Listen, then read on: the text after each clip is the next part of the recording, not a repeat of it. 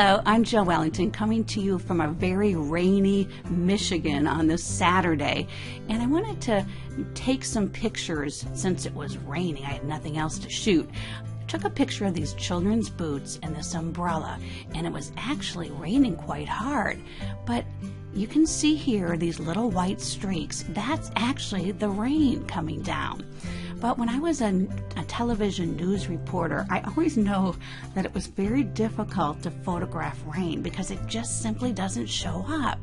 So I created a rain brush that we can use so that it does show up and it gives it a little whimsical rainy look.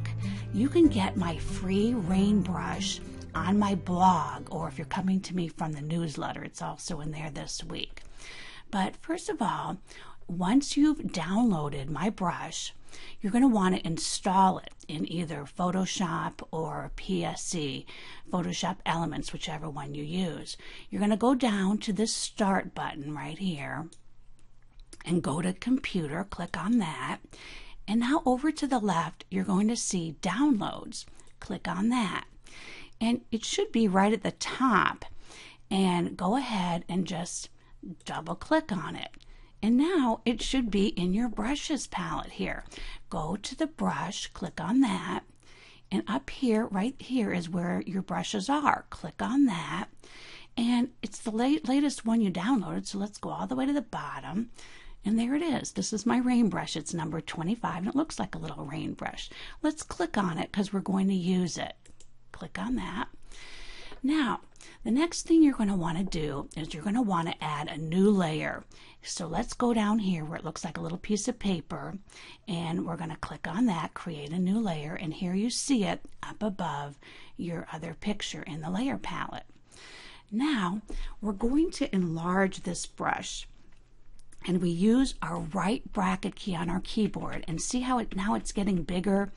That's about how long our rain stroke is going to be, and that's how I really want it. I'm going to go up here and put my opacity. I set it at about 75% for the brush. Now, starting over on this side, I'm going to start at the top and click on my left mouse key while holding down. We're just going to pull down to the very bottom. I added a scatter to this brush, so look at how cool this looks. It looks like it's raining down. So now let's go to the next area and do that. They're going to overlap a little bit. That's okay. But isn't that cool? It's looking like rain, isn't it? But it is a little bit heavy for me, so I'm going to go over to the opacity button over here above the layers palette, and I'm going to go down a tad on that.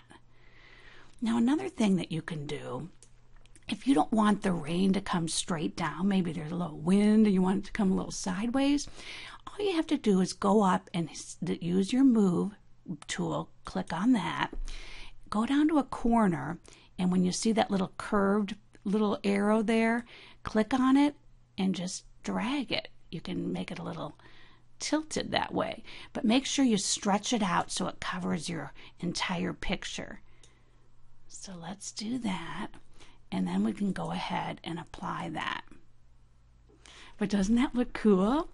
Now also, you can go in and let's make a layer mask. Go down to the bottom of your layers palette, go to this little square with the circle in it, and click on it. It's add a layer mask.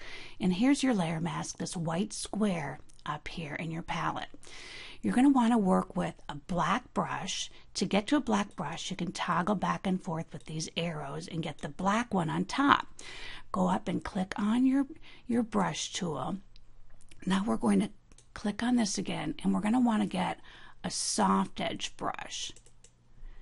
And we're going to put the opacity of the brush down to about 37%. And I'm going to enlarge this. And I'm just in different areas going to take out a little bit of the opacity so it looks a little more realistic. But we're still, going for that whimsical look. So I like it coming down pretty heavy. Now, you're not going to really probably have rain where this umbrella is. So I'm going to go up to 100% and erase it on the inside of the umbrella because it really wouldn't be coming down. The umbrella's blocking that. So there, what do you think? It looks pretty whimsical and fun. You can have a great time playing with my brush. Enjoy.